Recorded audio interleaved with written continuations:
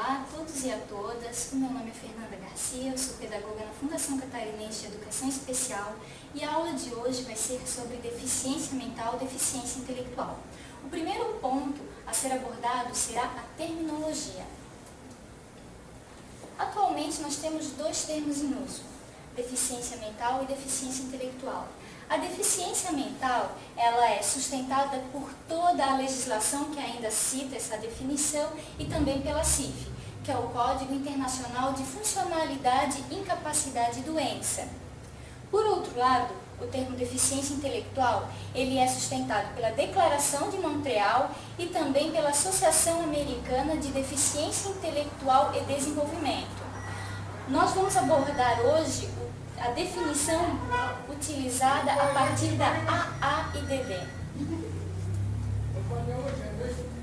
A deficiência intelectual é uma deficiência caracterizada por limitações significativas, tanto no funcionamento intelectual e comportamento adaptativo, que abrange muitas habilidades sociais e práticas cotidianas. Neste conceito, nós temos dois pontos principais, que estão relacionados ao comprometimento da pessoa com deficiência intelectual. O funcionamento intelectual é o que a gente chama de inteligência. Mas não é a inteligência de conceitos teóricos, de habilidades acadêmicas ou de esperteza em responder testes. Isso reflete um conceito muito mais amplo em relação à leitura de mundo. Como a pessoa percebe as coisas dela, extrai informações e como elas imaginam o que podem fazer. Já o comportamento adaptativo é a reunião das habilidades adaptativas e vai estar separado em três categorias. Nós temos aqui as habilidades adaptativas conceituais, sociais e práticas. Dentro das habilidades conceituais, nós temos a questão da leitura e da escrita,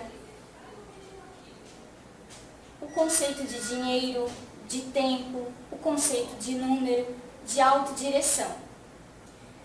Nas habilidades sociais, nós temos a questão das habilidades interpessoais, de lidar com o outro, da responsabilidade social, o sujeito tem compreensão do que ele tem que fazer e ele faz, da autoestima, da credulidade, da ingenuidade, que também estão relacionadas à questão conceitual.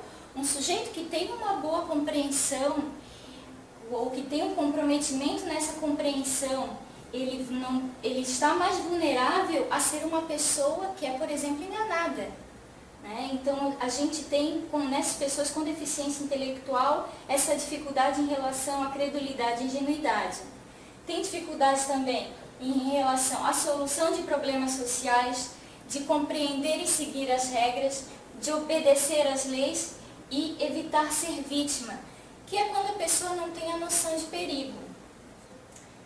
Temos habilidades adaptativas ainda práticas, que estão relacionadas às atividades de vida diária, as AVDs, ou também chamadas de atividades de vida autônoma ou vida prática, que estão relacionadas à higiene, à alimentação, entre outros.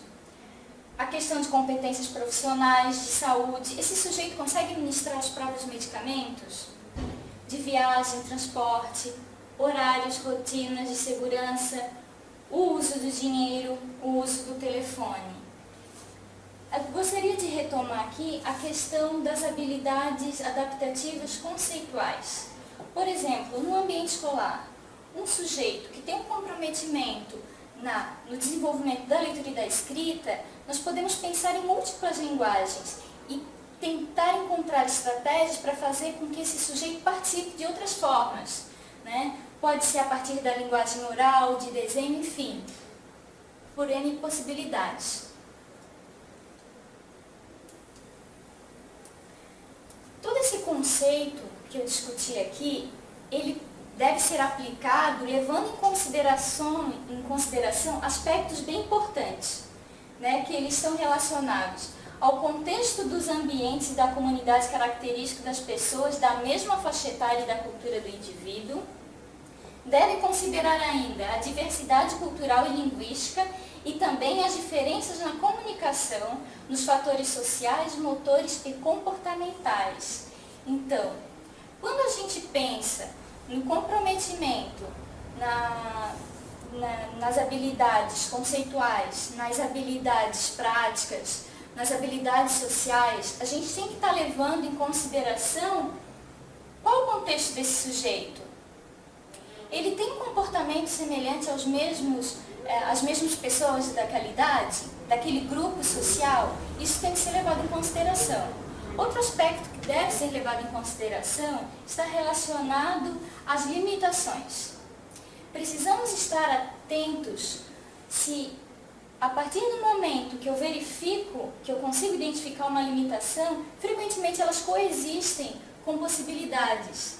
Então, nós precisamos estar atentos a esse aspecto, que as limitações, elas coexistem com as possibilidades.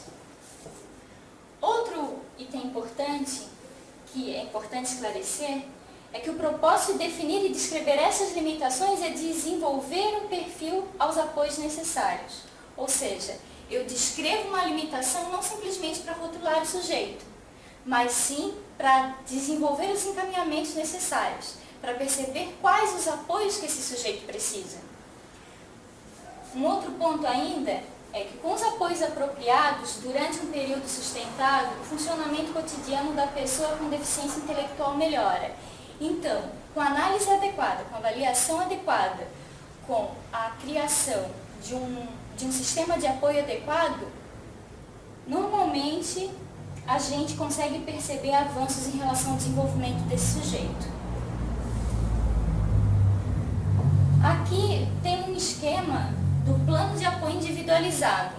Para realizar o plano de apoio individualizado, a gente precisa identificar qual a experiência de vida que a gente pretende trabalhar com esse sujeito, quais são as metas desejadas, e também precisamos determinar a intensidade dos apoios necessários.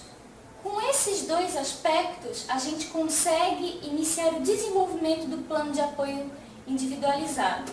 Desenvolvendo o plano de apoio, o próximo passo é monitorar o seu progresso. E aí, nós voltamos novamente para a base desse esquema. A partir dessa avaliação, eu vou verificar se as metas desejadas foram as adequadas para aquele sujeito, para aquela experiência, e se a intensidade desses apoios foram adequados também. Vou desenvolver o plano de apoio individualizado, vou monitorar o progresso desse plano, e aí vamos continuar nesse movimento, né? Fazendo esse plano e avaliando se alcançamos ou não as metas desejadas. Para concluir, a deficiência intelectual, ela encontra-se numa situação muito peculiar, seja pela invisibilidade das pessoas que não apresentam características sindrômicas, ou seja, pelas representações sociais que atribuem à pessoa com deficiência intelectual uma cognição infantil. Isso faz com que a pessoa com deficiência tenha cerceado o seu direito a usufruir de uma vida autônoma, adulta e cidadã. Neste sentido, devemos levar em conta o desejo de autodeterminação da pessoa com deficiência, preparando-a para a vida adulta, proporcionando mecanismos que oportunizem maiores possibilidades de emprego, desenvolvimento profissional e condições de vida autônoma. Os sistemas precisam proporcionar à pessoa com deficiência intelectual um desenvolvimento qualitativo. E para conhecer melhor o processo de desenvolvimento desse sujeito, não basta apenas conhecer as características da deficiência intelectual, nem seus aspectos quantitativos. É preciso conhecer a pessoa, conhecer o espaço que a deficiência intelectual ocupa na sua vida. Tentar compreender como a subjetividade dessa pessoa se dá em face à deficiência. Compreender como a pessoa vem se desenvolvendo e o que nós podemos oferecer para o seu desenvolvimento. Agora, para finalizar, eu vou deixar umas referências. Seria importante que vocês visitassem o site da AIDD. Tem um livro também em português, que é a 10ª publicação, não é a última publicação, mas já traz contribuições para a compreensão desse conceito, que é o livro Retardo Mental, Definição, Classificação e Sistemas de Apoio. Uma outra indicação é um artigo da Dias e Oliveira, que é Deficiência Intelectual na Perspectiva Histórico-Cultural, Contribuições ao Estudo do Desenvolvimento Adulto. E ainda tem um outro artigo muito interessante também que trata do tema, que é Ferreira, a educação escolar de alunos com deficiência intelectual pode se viabilizar na perspectiva do letramento. E um último, Verdugo Alonso, os últimos avanços no enfoque e concepção das pessoas com deficiência intelectual. O que tínhamos para hoje era só. Obrigada.